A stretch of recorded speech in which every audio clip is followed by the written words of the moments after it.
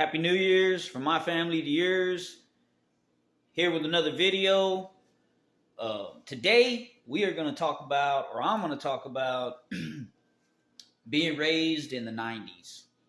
What a great time it was, people. What a great time it was. You know, as a kid, and being able to have so much freedom in life, it was just great.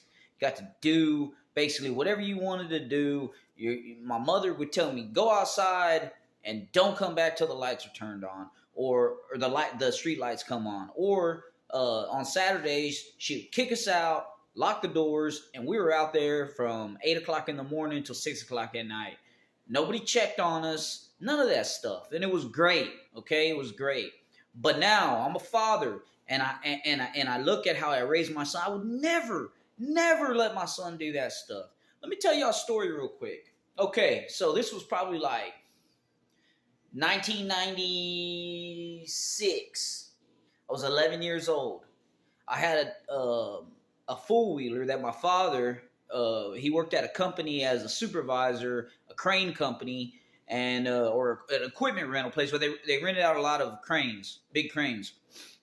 And a guy, one of the mechanics that worked for him, had a four-wheeler, and he was trying to sell it. So my dad bought it. He brought it home. So I was cruising around or whatever. So I have this cousin, Eric Garza.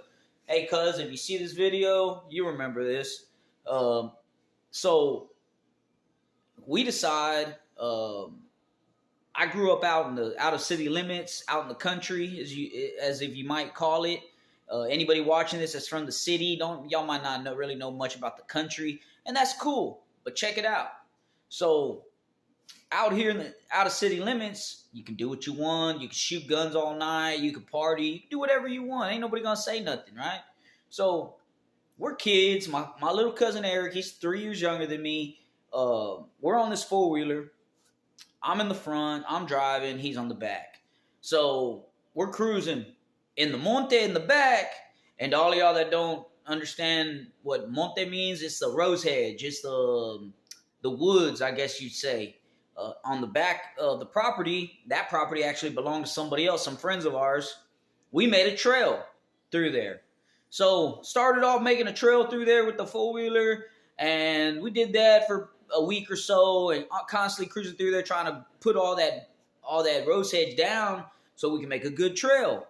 So one day after school, we decide that we are going to go down our trail, go check it out, you know. We might have, who knows, we might have had a little toke or something we wanted to go back there and check out, you know what I'm saying?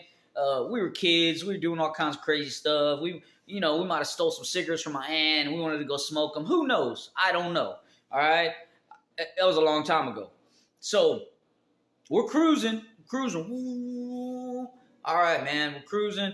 Next thing you know, bam, there's a big black snake in the middle of our trail.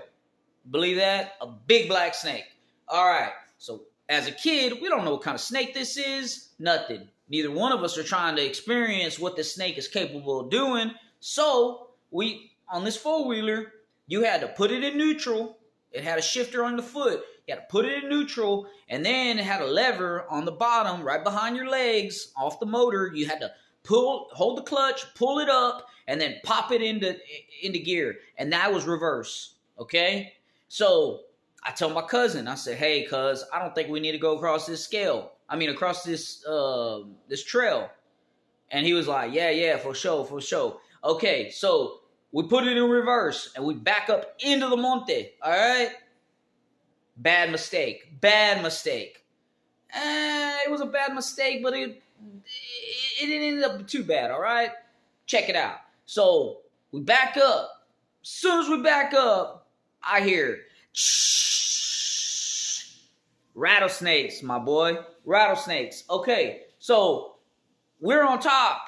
One of my tires, the back tire of my four-wheeler is on top of these 2 6-foot rattlesnakes, wrapped up, baby. They're wrapped up. Anybody that don't know about snakes and about rattlesnakes specifically, when they're wrapped up, that means they're chaka, getting it on. You know what I'm saying? It's making babies. It's springtime. You heard me? All right. So It might have been rainy that day, you know what I'm saying? You know, when it's rainy outside, you get it on with mama. Anyways, besides the point, that's besides the point. I ain't trying to get into all that. But anyways, so we're on top of these snakes. The only thing that saved us, the only thing, was that they were mating. Okay? The only thing. If not, both of us would have been attacked by these snakes, and more than likely, we could have probably died. If not, we'd have been seriously injured, ended up in the hospital. It would have been a bad year, put it that way. Anybody that don't know about snakes and snake bites or rattlesnake bites, it's not a good deal, man. It ends up a bad year. It takes about a year to recover, if not longer. But make a long story short, I'm telling him, we're on top of these snakes, and I'm telling him, push the lever down. No, you push the lever down. No, you push the lever down. No, you push the lever. Back and forth, back and forth, back and forth. But me, it's my four-wheeler. I got to be the man. So guess what? I got to push the lever down. So basically, my hand is about that close to these snakes. Like I said, if it wouldn't been for them doing the chaka-chaka, I would have been bit. Make a long story short, always pay attention to your surroundings and be careful out there in the monte, man. Peace. Check me out.